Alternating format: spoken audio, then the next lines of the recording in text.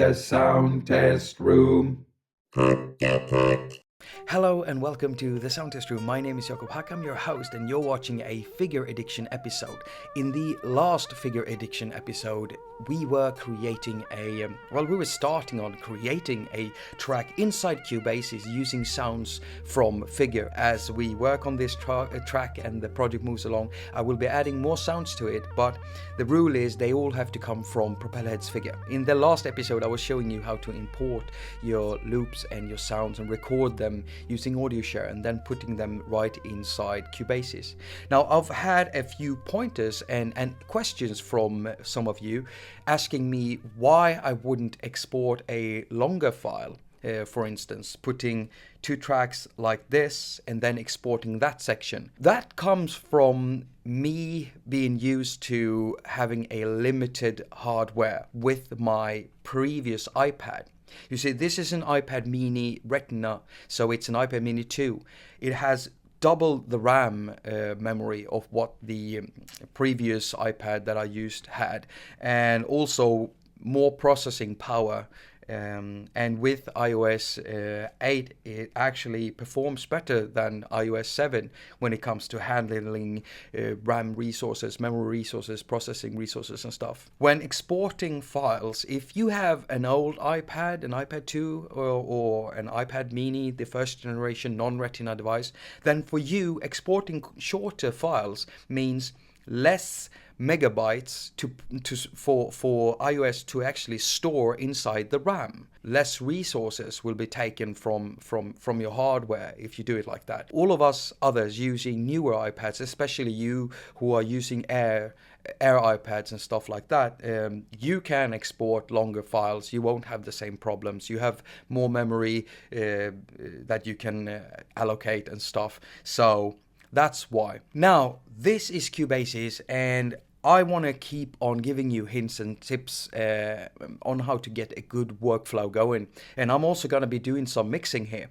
So if we take a look at what I've done so far, this is the same project as I left you with in the previous episode, FigureAddiction 6. And what I've done so far is I've just named the tracks. When I work with other bigger projects, if I'm using sounds from different sources, then I usually name each channel with what type of sound it is, if it's a lead, if it's a bass, if it's a drum or whatever it might be, chords or something, keys.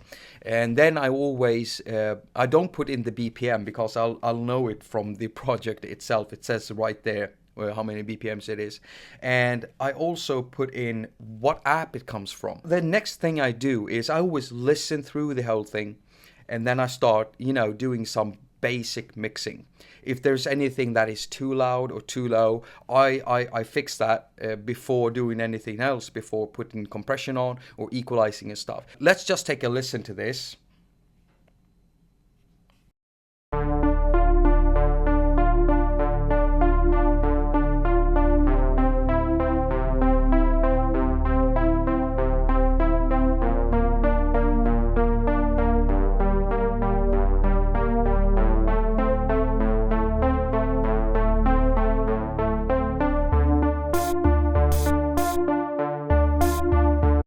That snare is very, very, very articulate. It's right there in your face. So we need to do something about that. And it's on the first channel. So we bring up the mixer on this button right here, and then we just bring down the volume for that one and listen to.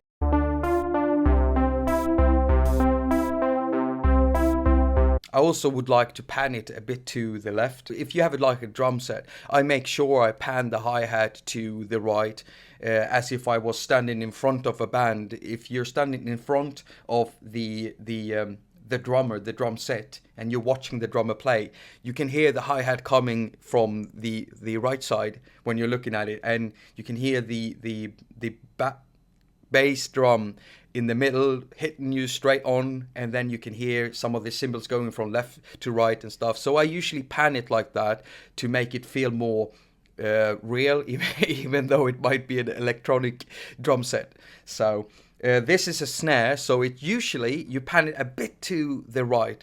but I want to pan it to the left because it's not really a snare. It's just a sound that I thought would sound good rhythmically. And I am gonna put some delay on it, but that's gonna be in a later episode. So let's pan a bit to the right here.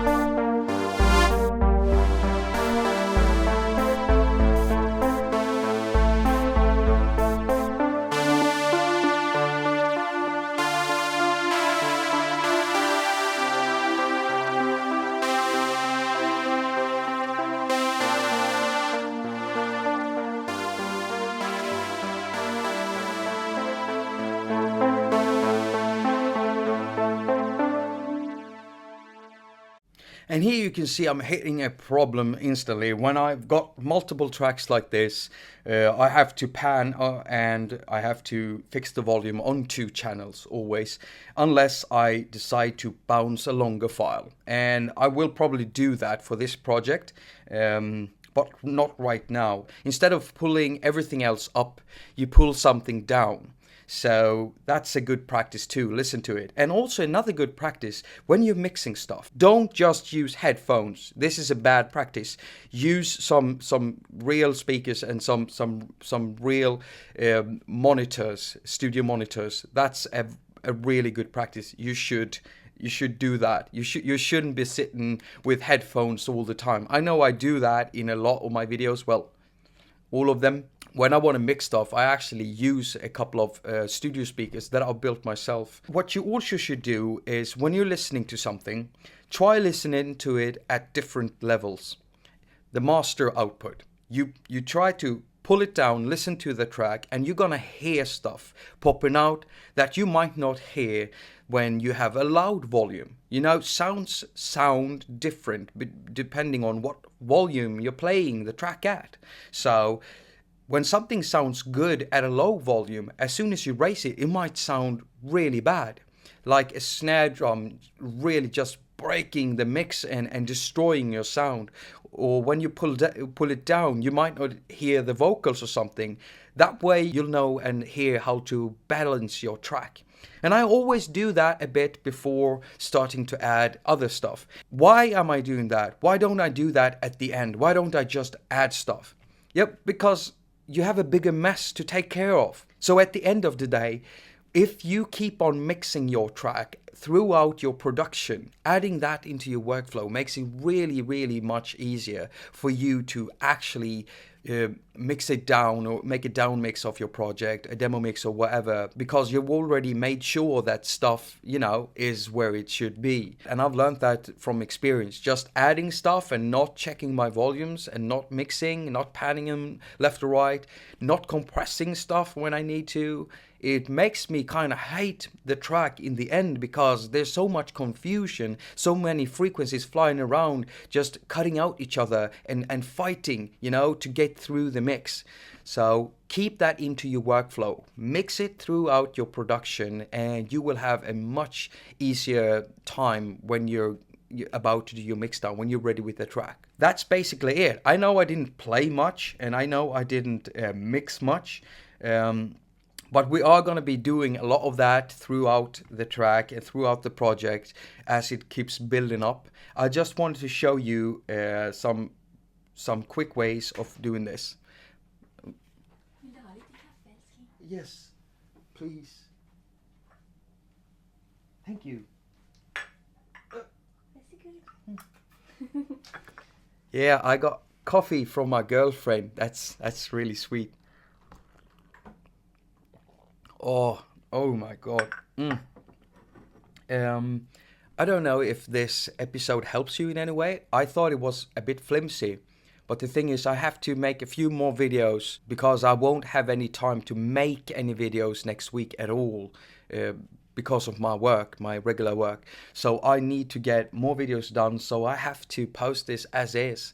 And I'm really sorry about that if it's really flimsy and stuff. I'll try to edit out the worst stuff.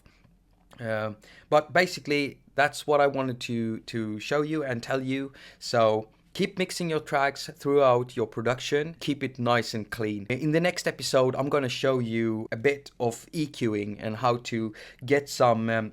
how to actually make all of the tracks play nice and play well together. As usual, Doug Woods, Colin Sweeney and me, Jakob haQ at thesoundtestroom.com, wishes you a very productive week.